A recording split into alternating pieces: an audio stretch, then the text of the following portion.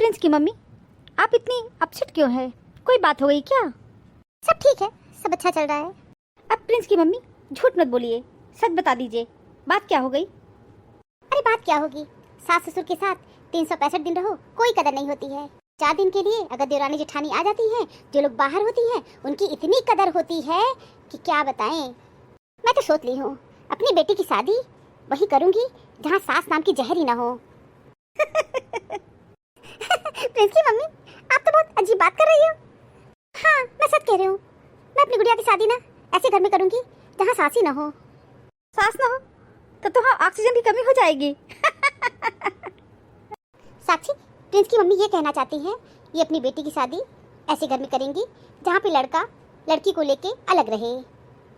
क्यों प्रिंस की मम्मी, मैं सही कर रही हूँ ना? हाँ, बिल्कुल सही कह रही हैं आप। मैं तो सोच रही थी अपनी बेटी की शादी वहाँ करोगी जहाँ जो सास परलोक सिधार गई हो। नहीं नहीं, हम क्यों किसी के बारे में उल्टा सीधा बोलने जाएं? नहीं नहीं, ऐसी कोई बात नहीं है। मैं बस ऐसे घर में शादी करूंगी जहाँ मेरी बेटी को सास के साथ न रहना पड़े, पति अलग लेके रहे, वो सुकून की जिंदगी और चैन की जिंदगी होती है। मैं भी हंसी में ही कह रही थी, सीरियसली ऐसी बात मैं भी नहीं करती। मैं क्यों चाहूंगी कि कोई सास इस दुनिया को अलविदा कह के चली जाए, क्योंकि सच्चाई तो ये है एक दिन हम लोग भी सास बनेंगे। पता चले कोई बहू आने से पहले हम लोग के बारे में भी सोचे, काश सास मर गई होती तो अच्छा रहता। ये बिल्कुल सच बात है कि जो बहुएं सास ससुर के साथ रहती हैं ना, सास ससुर खुद भी उनका वैल्यू नहीं करते हैं। जेठानी 1 सप्ताह के लिए आई है, मेरी सास उनके आगे पीछे घूम रही है। जानती हो हमको मैके नहीं जाने दी, बोली तुम्हारी बड़ी जेठानी आ रही है, क्या करोगी मैके जा करके? जेठानी चली जाएंगी तो देवरानी आएंगी, सास कहेंगी अब देवरानी आ रही है, मुझे जाने नहीं देंगी। पूरा तो मुझे ये लगता है कि देवरानी और मेरी जेठानी जब आ जाती है तो किचन में वो लोग जाती ही नहीं है। सास कहेंगी वो तो 4 दिन के लिए आई है, क्या तुम 4 दिन किसी को खाना बना के नहीं खिला सकती हो? मेरी सास घूम फिर के बस एक ही ताना मारेंगी, तुम तो यहाँ 365 दिन रहती हो, 4 दिन के लिए आई है तो 4 दिन के लिए आई तो क्या किचन में घुस के काम करेंगी? सासी बढ़ावा देती है। मेरी कहेंगी 4 लोगों को खाना बनाती हो, अगर 1 लोग बढ़ गए तब तुमको प्रॉब्लम हो गया। अंड बंड मेरी सास हमको बकती रहती है, फिर के 4 बात हमको सुनाएंगी।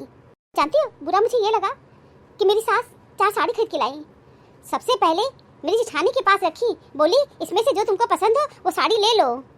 देवरानी से कही कि जो तुमको पसंद हो वो ले लो, उसमें से अपने एक निकाल ली और जो सबसे सड़ी साड़ी थी वही हमको बोली तुम ले लो, और उन लोग के सामने ही कह रही है तुमको तुम हर्ष में देते रहते हैं, यही रहती हो मेरे पास रहती हो, ये देखो कितने दिन बाद आई है। हम भी गुस्से में साड़ी नहीं लिए, हम बोले मम्मी जी बिल्कुल आप ठीक कह रही हैं, मेरे लिए तो आपको लाना ही नहीं चाहिए था, आपके साथ रहते हैं तो लेकिन नहीं साड़ी। पिंकी की मम्मी, हम इतने गए गुजरे नहीं हैं, नहीं लिए साड़ी, छोड़ दिए। ठीक की, बहुत अच्छा की नहीं ली साड़ी। तुम भी अपने हस्बैंड के साथ कहीं बाहर चली जाओ ना। क्या जाए, इसी बात का तो रोना है, जा नहीं सकते हैं, सास ससुर के साथ रहना मेरी मजबूरी है। मजबूरी का तो लोग फायदा उठाते हैं। साक्षी, पर तुम्हारी स्थिति बहुत अच्छी है। इतना आसान नहीं था, सब कुछ सही करना पड़ा। जब मैं पढ़ी थी, जो कुछ हो रहा है उसे बर्दाश्त करो या तो जिम्मेदारी उठाओ उसे बदलने की। फिर उसी दिन मैं ठान ली कि अब तो अपने आप को चेंज करूंगी। मेरे हस्बैंड बहुत अच्छे नहीं है, 1 नंबर के चंडाल है, चंडाल। एक दिन मैं सूट पहन के स्कूल जाने के लिए तैयार हुई थी, मेरे हस्बैंड आ गए और बोले तुमको ये सूट पहन के नहीं जाना है, साड़ी पहन के जाओगी। और जानती हो मैं सूट पहनी थी, उतारना पड़ा मुझे। कड़कड़ कड़कड़ कड़कड़ कड़कड़ चिल्लाने लगे, क्योंकि मेरी सास हमको देख ली थी कि मैं सूट पहनी हूँ, और जाके मेरे हस्बैंड को लगा दी, और मेरे हस्बैंड आके कड़कड़ कड़कड़ कड़कड़ कड़कड़ शुरू हो गए। फिर कैसे बदलाव हुआ तुम्हारे जीवन में? मेरी नंदे बहुत मॉडर्न ड्रेस पहनती थी, दोनों नंदे जींस टॉपी पहनती थी, शॉर्ट पहनती थी। फिर एक दिन मेरे हस्बैंड से बहुत कहा सुनी हुई, मुझे जो बोलना था मैं बोली। फिर क्या था, मैं कह दी जो कपड़े मुझे पसंद आएंगे वही मैं कपड़े पहनूंगी।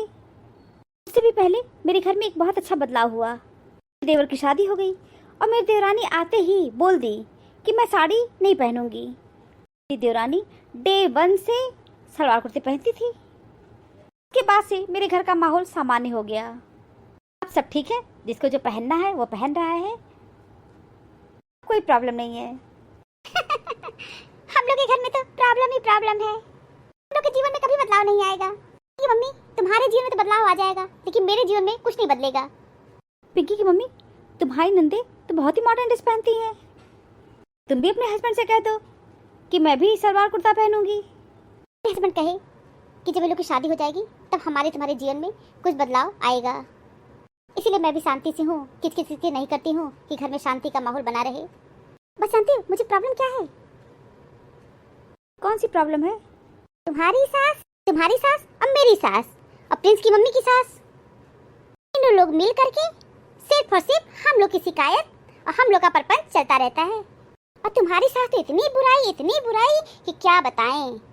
ये कह रही है मेरी लड़कियों की बराबरी कर रही है, जींस पहन के घूम रही है, शर्म लाज सब धो के पी गई है। माता जी बिल्कुल ठीक कहती हैं, क्योंकि सारा शर्मलाज सिर्फ साड़ी पहनने में होता है। हम लोग सलवार कुर्ता पहनेंगे और जींस पहनेंगे तो हम लोग बेशर्म हैं। के तीनों लोग हम लोग की शिकायत बस करती रहती हैं। सास लोग के पास कोई काम धाम तो है नहीं, सिर्फ वो लोग बहुओं की शिकायत कर सकती हैं। ये बताओ, हम लोग भी कब से खड़े होकर के सास की बुराई तो कर रहे हैं। तब तो ठीक है, सास हम लोग की बुराई करे और हम लोग सास की बुराई करेंगे। ये तो बिल्कुल ठीक बात है। सास हम लोग की बुराई करके अपना मन हल्का करती है और हम लोग सास की बुराई करके अपना मन हल्का कर रहे हैं। सही बात है। जब तक ये धरती चलेगी, सास बहू की बुराई, बहू सास की बुराई, वो अपनी सास के लिए कितना भी कर देंगी, सास कभी खुश नहीं होंगी। सास अपनी बहू के लिए कितना भी कर देंगी, बहू कभी खुश नहीं होंगी। जेठानी देवरानी की बुराई, देवरानी जेठानी की बुराई, अपनी भाभी की बुराई, भाभी अपनी ननद की बुराई, ये सब हमेशा चलता रहेगा, ये सब बंद नहीं होगा। सही कह रही हो, हमारा भारतीय समाज कभी चेंज नहीं होगा। लेकिन यार, जब ये सास से बुराई करती है ना, तो सुनने में बहुत बुरा लगता है। तो झूठ बात बोलती हैं, सच बोले तो इतना बुरा नहीं लगता है, लेकिन एकदम झूठ बोलती हैं। जाने दो, तुम सुना ही मत करो। क्या होता है ना, सुनना नहीं चाहिए, सुनने में बहुत प्रॉब्लम होती है। जानती हो, मैं अपनी सास से एक दिन बोली कि मम्मी जी, सिर में बहुत दर्द हो रहा है। जानती हो क्या बोली? मोबाइल चलाओगी तो सिर में दर्द तो होगा ही। अच्छा, कसूरवार तो बेचारा मोबाइल ही निकलता है। तो मन हम लोग का हल्का हो गया है, चलो घर चलते हैं। हाँ, घर चल के हम लोग का सिर भारी हो जाएगा। हाँ, ये भार तो हम लोग को उठाना ही पड़ेगा। प्रेम के विरोध में सारा संसार है और प्रेम का भूखा भी सारा संसार है। अगर तुम स्ट्रेस को नहीं झेल सकते तो तुम सक्सेस भी संभाल नहीं पाओगे।